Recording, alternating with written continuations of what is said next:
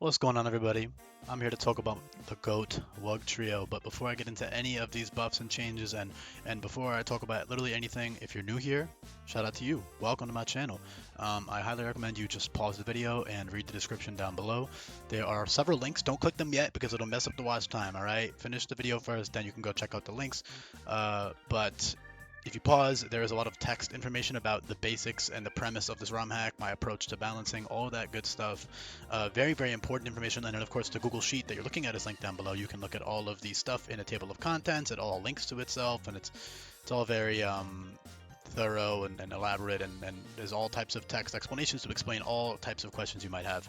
So yeah, give that a look. Give my other videos a look. Sub to the channel. Also, leave a comment down below. With that being said, though, I will save most of the intro stuff again because it is readable in the description. Wugtrio, Water Rock, pretty reasonable, logical type change. He totally could have just been Water Rock and Vanilla, in my opinion. He literally an entire premise, like he is literally made of rock. Like he literally carries this giant ass rock like everywhere with him, right? Everywhere he goes.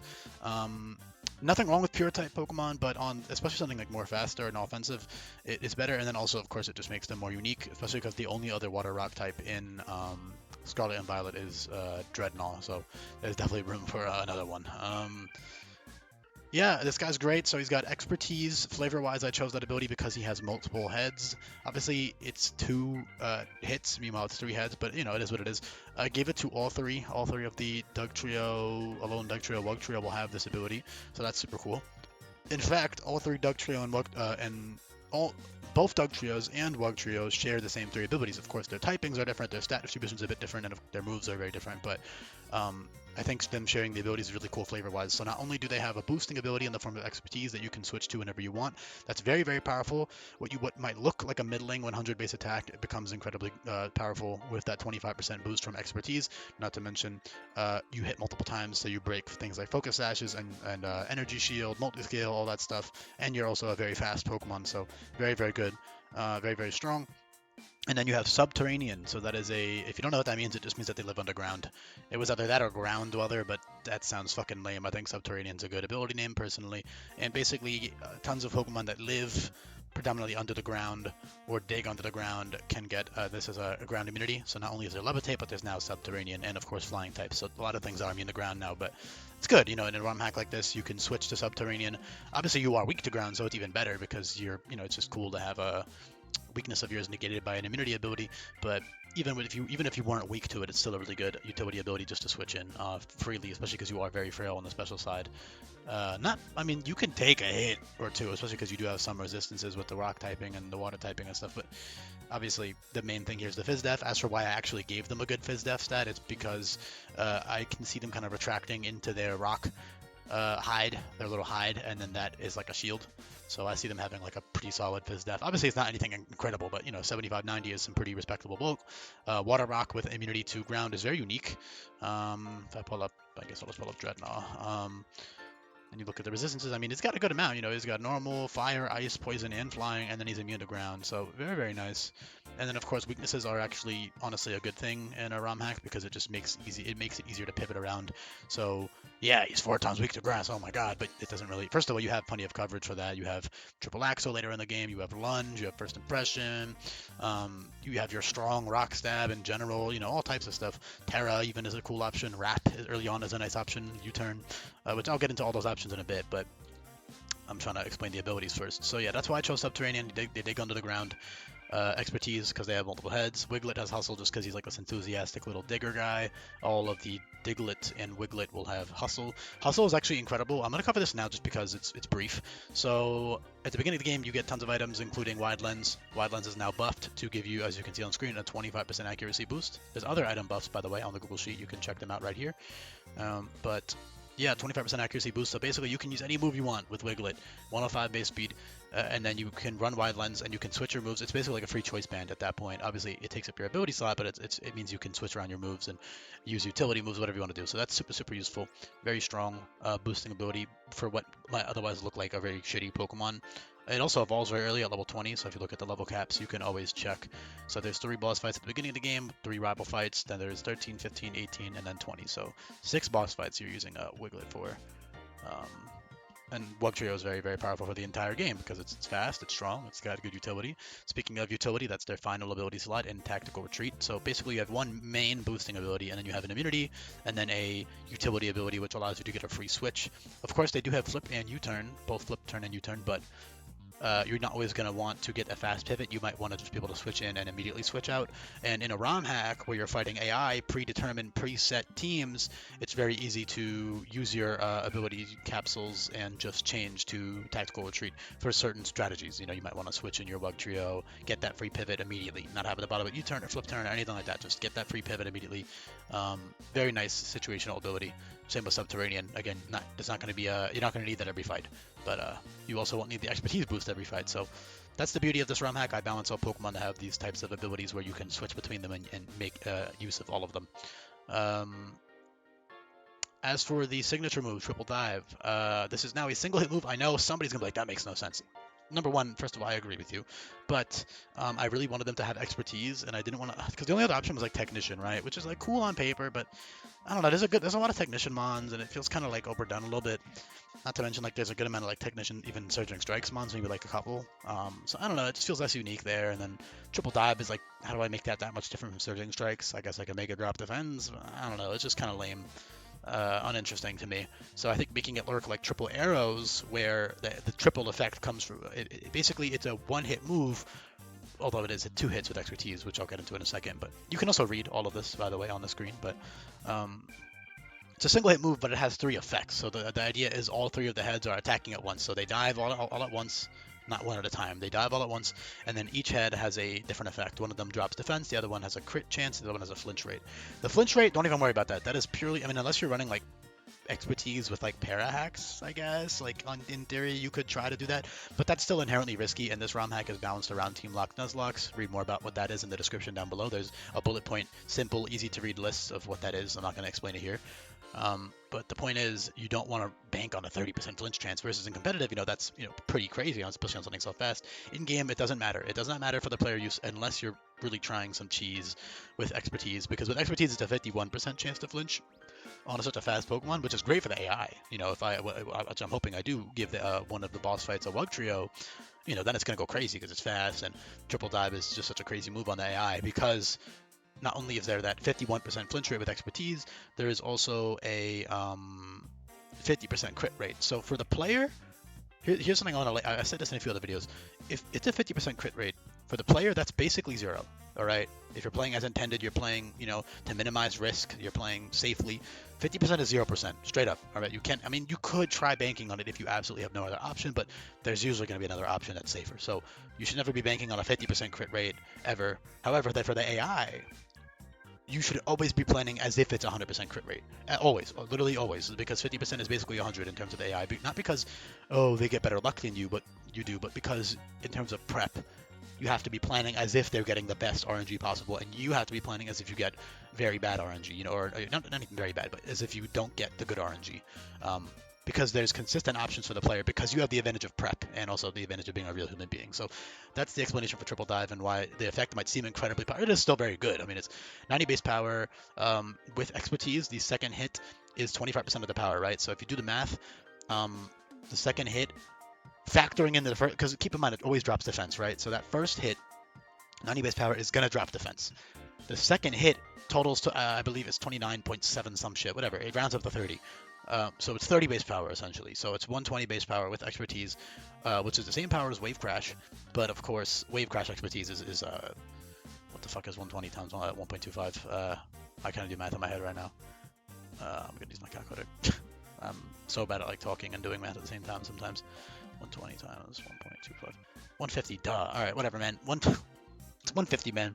So 150 base power, Wave Crashed, and Strength. Strength being Rock type Wave Crash. Of course, those are very late game, but it's still really strong. But of course, those also do recoil. However, you can offset that recoil with a Shell Bell. Shell Bell heals you by 20% of the damage you deal now, so that's pretty cool. You can also recoil moves in general with the AI are pretty easy. Against the AI are pretty easy to use because you can just plan the fight out so you don't kill yourself with a recoil. Meanwhile, in competitive, there's a lot more, there's hazards running around and all this other shit that's going to whittle you down, and you're switching in and out, and both parties are switching in and out, so there's a very big difference there. However, Rock Wrecker and Hydro Assault are sick. Both of those are physical Draco Meteor variants, water and rock physical Draco Meteors. So those are 140 base power, 100% accurate. So they're even stronger. I mean, the expertise, that's incredibly strong. Of course, the second hit will be -2 attack, but it's still, 140. I'll do the math. Hold on. So it's going to be half of that. 140 divided by 4 divided by 2. Plus 140. Yeah, it's 158 base power, so it is still stronger than Wave Crash. Expertise, Hydro Assault, and Rock Wrecker is still stronger than Strength and Wave Crash. Not to mention, you could use some cool shit like maybe Rock Wrecker into Surging Strikes, because Surging Strikes will crit through the attack drop. Some cool shit you could cook with that for sure. But the main thing, of course, is Triple Dive. The benefit of Triple Dive is if you run a Scope Lens, I mean, on top of just being a strong drawback-free multi-hitting move, with Expertise at least, every move is multi-hit, but you get my point.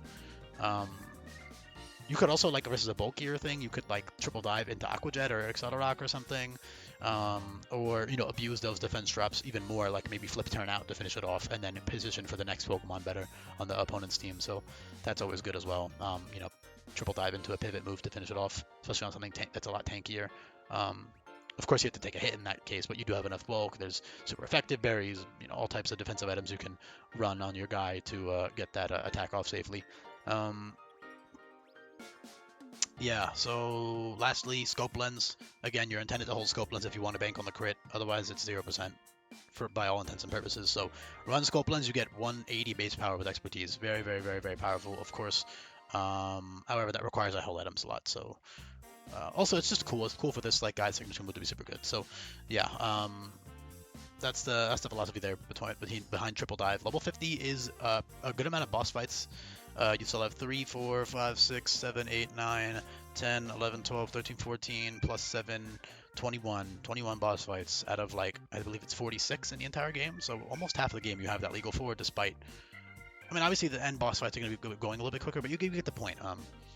It's actually not as, like, late game as you might think. It's still pretty late game, but not, like, the absolute end of the game or anything. Surging Strikes is much earlier. I mean, I see Surging Strikes. I mean, it's a pretty widely distributed move in this hack, but so that might, for new viewers, that might seem weird. Like, why does this guy have all these signature moves? What's going on?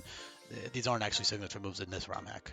If it's signature, usually I specify. Not always. Most moves are that are exclusive. I will specify though. A lot of them are like restricted by flavor. Mostly like, I mean, Triple Dive in this case. It's very restrictive, so it's his signature move. But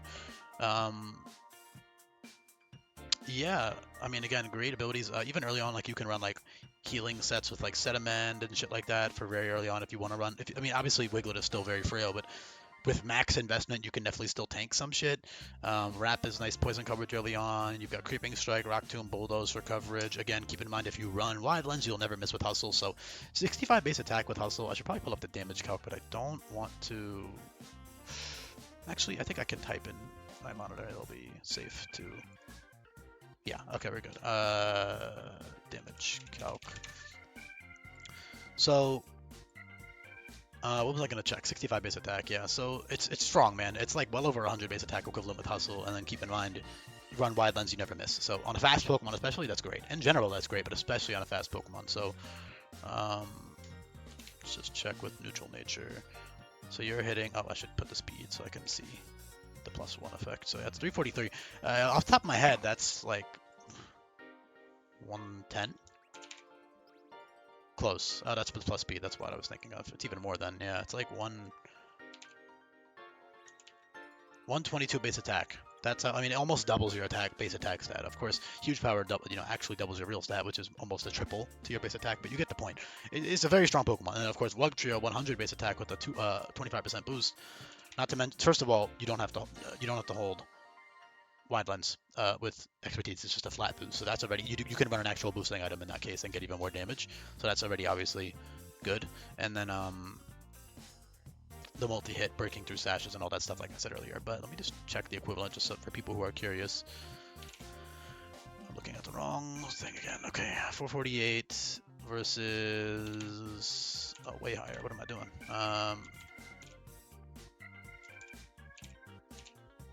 Yeah, like 174-ish base attack. I mean, it's strong, dude. 25% boost. I mean, the multipliers are everything in Pokemon, right? So, and of course, tons of Pokemon have boosting abilities on this hack, but it's still very good. Very fast, cool, good offensive combo, good coverage. Even stuff like a Jetpack, Rock Wrecker, and Hydro Assault late game is sick, especially on something so fast. I love that type of shit, dude. Obviously, you have Tactical Retreat and Flip Turn and U-Turn for pivoting, but if you want to get that big nuke off, one-shot something and then switch out, that's super good. Early on, you get tons of strong stab moves. In regards to hustle, so not only do you get the wide lens stuff early game, you also get Aquajet and Dive, which don't miss. Also, Creeping Strike technically is some cool little coverage, and Flip Turn and U-Turn. So and Stomping Tantrum, all of those are great moves with hustle. So basically, those won't miss. Those bypass the accuracy check, so you can click Aquajet and run an actual item. You can click Dive and run an item. And the beautiful part of Wiglet, again, it looks like it's a shitmon on paper. It's not that strong. It's very frail. Pure water, whatever. It looks mid. With hustle and dive, early game, I believe level 10, right? I gave it level 10. Dude, level 10 dive, I mean, that goes hard. 75 base power stab. And then you get +1 accuracy. So, I mean, that means you can actually click any move you want after that with that wide lens. And then, of course, you have U-turn and flip turn, which don't miss. Those are very strong. And then Stomping Tension for some little ground coverage is nice for not missing as well. So, as a whole, very, very good ability on them with hustle for early on in the game before you evolve. Wiglet could have been water ground, but it's kind of unnecessary. I think just keeping them pure water is fine. Obviously, they do technically fit, especially if you use. I mean, they fit less. They fit okay. They fit fine. But yeah, Wugtrio definitely fits water rock in my opinion. It's pretty. I mean, literally just look at them, right? They constantly have that rock with them. Other cool shit. Coil is pretty neat for some setup if you want to try that, but there will be a good amount of anti-setup stuff put in. Ow. Sorry, I hurt myself. Anti-setup things put into place. Overall, though, I mean, pretty straightforward, strong. Oh my god, 16 minutes. All right, thank you for listening. Leave a comment down below if you made it to the end. There's a couple other cool utility options I could talk about, but in general, I mean, it's pretty straightforward. So thank you for listening, and I'll be back for more coming up. Peace.